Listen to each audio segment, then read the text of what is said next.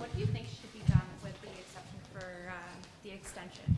I was focusing, I don't know if you saw what's going on in Health Committee yesterday, the prescribed IT. The Liberals shut down the committee again during the meeting, so we stopped the discussion around the debacle of that $300 million scandal, so that's what I'm focusing on. Can I ask you, on the Alberta referendum, should it follow the Clarity Act?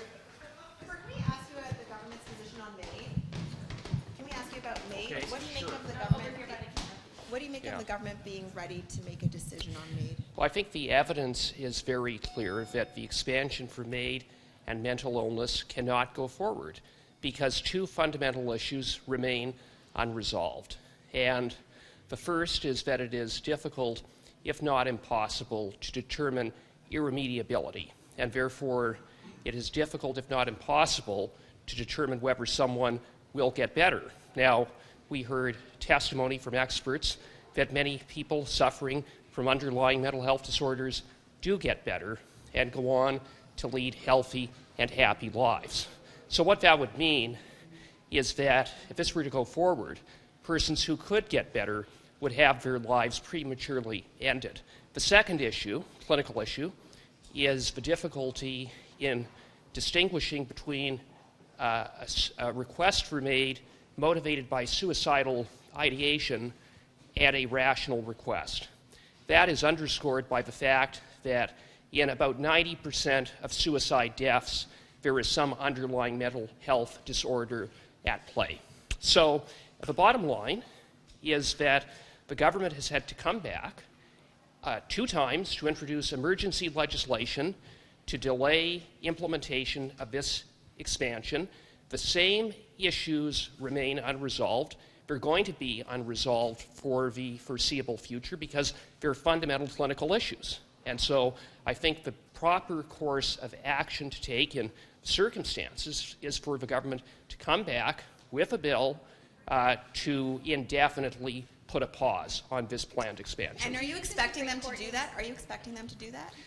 Well, I can't speak for the government, but I can say that certain Liberal MPs on the committee are very skeptical about this planned expansion. And I know there are other members of the Liberal caucus who have serious concerns.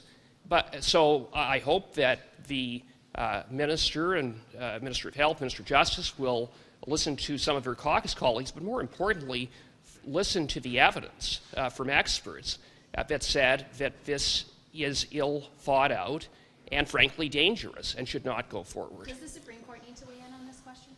I can't, look, it may eventually get to the Supreme Court. There are various challenges in both directions right now before the courts, but that is something for a later day. What we have to do right now is deal with what is in front of us, which is a March 17th, 2027 deadline where the sunset clause would expire. And what the government needs to do between now and then is introduce legislation to put an indefinite pause. Elections Alberta database. Elections Alberta database. On the referendum, do you think it can be? The government is looking like it's going to decide on the MAID expansion shortly. Do you have a view on what they should do and the fact that they appear to be coming closer to a decision? So I haven't had a preview of what the government's planning to do with respect to the potential expansion of medical assistance in dying, but I'm of the view that the proposal to expand it to individuals who are living with or struggling with mental illness as the sole underlying medical condition is not a change that the government should make. I don't think that they should expand MAID, and so I'm hopeful that that's the recommendation that comes out of the joint committee, and if the government has signaled that they're leaning in that direction, then that's a positive step. And so it should be an indefinite end to that expansion, or yes. How should it be done? And does the Supreme Court then need to weigh in again? I wouldn't presume to say what the Supreme Court ought to do in this case, but I would say what the government ought not do, and that's to expand it. And just quickly, on the referendums that we're seeing possibly in Quebec and Alberta, do you think that it should follow the Clarity Act where it would have to be a substantial majority to trigger like separation negotiations? Or is your view that 50% plus one is enough to trigger such a negotiation? We're a country that is united by more things than divides us. And while while Quebecers and Albertans are considering those questions, I'll leave it to them. And I think that we can take a look at all of the peripheral issues if and when the time comes. But my hope is that Quebecers and Albertans, after they've reflected on it, do look to remain part of a strong, united Canada. What about that Honda plan? Honda wanted to shut down their plans to invest $15 billion in an EV plant in Ontario. Sorry, one more time. Honda wants to shut down their plans to invest $15 billion for a plant in Ontario. Look, the situation that we're facing in Ontario and across Canada, with as a result of the trade situation with the United States, this has largely come from the disruptions with unjust and unjustified tariffs from the Trump administration, and so we need to get back to a point where we have a tariff-free deal and look to get that with the Americans, and so the government needs to work with manufacturers to make sure that we're supporting workers here in Ontario. And so, I'm not familiar with the particulars of an announcement from Honda, but it is incumbent on the government to make sure that they're pulling out all the stops so that we get the best deal possible for Canadian workers. I know that my Conservative colleagues, that Mr. Poilievre, have said that we are prepared to do what we can to help the government get a good deal, and we've made proposals with respect to an auto pact. And what does it say overall about the future of the auto sector in Canada? You know what? We have the best workers in the world right here in Ontario, and any OEM, any auto manufacturer would do well to not only continue but to expand their operations in Ontario. And I trust that that's the message that the Canadian officials, along with my Conservative colleagues, have taken down to Washington. Are you happy about the appointment of the new Governor General? Former Justice Arbour, I think that she's had a distinguished career in Canada, and I wish her much success in her role.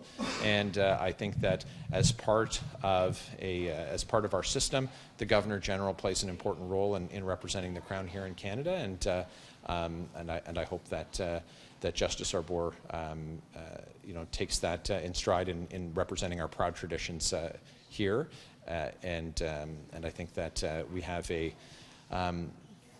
a tremendous potential and opportunities in front of us, and having someone who has experience as a Supreme Court justice will bring great experience and gravitas to that given role. So what's happening I do have to run. I'm quite late for caucus, but thank you. Appreciate you stopping.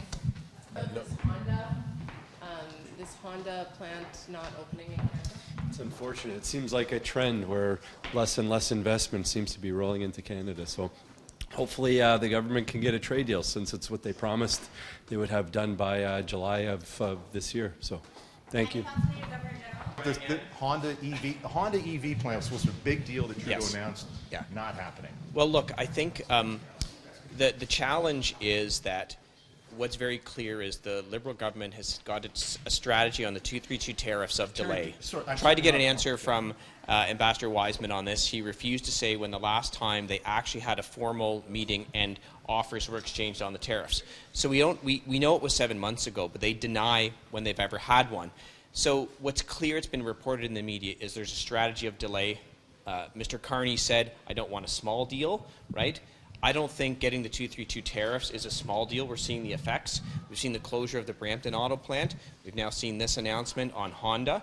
Because the 232 tariffs are so punishing for so many sectors of our economy that the effects are plant closures, people lose their jobs. Now look, I don't know if it's a great strategy, this strategy of delay or not. Maybe there will be a better deal down the road. But right now it's having real impacts. Lots of Canadians are losing their jobs. Lots of businesses are suffering. And this $1.5 billion loan, it's a loan. If your business is losing money, the last thing you need is a repayable loan when you have no money coming in. And most of the money is going to go to the big businesses. Like the small manufacturer in my riding and ridings across the country, they're not going to get access to these funds, and they are bleeding, especially with the expanded tariffs on manufactured goods. So I think that the Liberals, Mr. Carney, the ministers, they have to explain to Canadians why this strategy of delay is worth all these people losing their jobs and all these plants and other things closing. Sir, can you clarify on the referendums that we're seeing potentially in Alberta and Quebec, do you believe it should be a simple majority? I'm not going to have a comment on that. Are you happy with the new Governor General? Brett, I don't know if you heard this Honda plant that was going to build EVs is not going ahead, and I don't know if there are any part suppliers in your neck of the woods, but it's an auto industry hit. I'm sorry, I don't have any information on that. Just thought I'd ask. Thanks. Chris, any thoughts on the Honda news this morning? I mean, I would just say that I think we should be focused on the impact that these announcements have on workers. And so you can imagine if you work at Honda or you work at a company that supplies Honda with parts, that they would be concerned, obviously, about the future. I think, broadly speaking, I think it's an indictment of the government's auto policy that they have. They bet very big on electric vehicles. They put subsidies in the window to lure companies to suggest that they would build electric vehicles here. And that ended up forcing or causing some of the OEMs here to move traditional vehicle production outside of Canada and to the US to make room to make electric vehicles here. And now the market isn't quite where it is. And this is a direct result of the government's big bet on electric vehicles. And instead of rethinking their entire policy, they are doubling down. You saw last night on CTV the Japanese ambassador suggesting that access to the US market for automakers is integral to having production here. And so I think, if we don't have any access to the US market, we do not have an industry. And I think it's very difficult for workers who have lived their entire life giving their blood, sweat, and tears to an industry. They need a government that's going to back them up. And that's what I expect that they should do. Will government subsidies on EVs help the situation, do you think? There needs to be a market to sell EVs for. It's possible that EVs will become much greater in numbers, but the market demand is not there, and these individual manufacturers are choosing to delay or slow their EV production. But they moved traditional vehicle manufacturing outside of Canada to make room for EV production because the government put a lot of subsidies on the table. So this is a direct result of the government making a big bet on electric vehicles that just hasn't played out. And instead, they're actually doubling down. And the Canadian government would have you believe that the Canadian vehicle manufacturing industry will produce vehicles and export them to the world. There is virtually 0 cars produced in Canada that are exported anywhere outside of Canada other than the United States. That is the reality that we live in. So we have to get to the table and work out a deal with our American friends. Thank you. Thank you. What do you think about this election database being released? Are you worried your address is somewhere out there with somebody?